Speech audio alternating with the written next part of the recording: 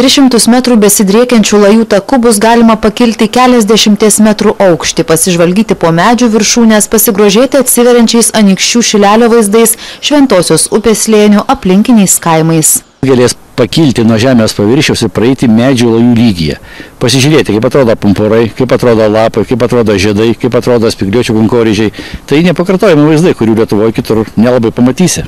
Unikalus turistinis objektas Anykščių Šilelyje netoli Puntuko akmens baigiamas statyti. Planuojama, kad jau vasaros viduryje jis bus atviras lankytojams. Laukiam visi ir Anykštėnai, ir visa Lietuva, nes Europoje gal antras, man atrodo, jeigu neklystu, toksai lajų takas. Tikimėms, kad Anykščiai dar labiau nuskambės, kad pritrauksim daugiau lankytojų, kad gal lajų takas padės pagilinti ir įskiepyti meilę gamtai. 1,5 metro pločio lajų tako pagrindas iš grotelių ir tinklo. Einant taku po kojomis matyti žemė. Kad lankytojai jaustųsi saugus, šonuose sumontuoti tvirti turėklai.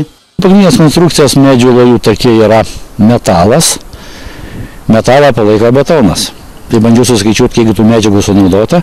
Tai medžių lajų takui sunaudota 395 tonas geležies ir kažkur 15 1000 kubų betono.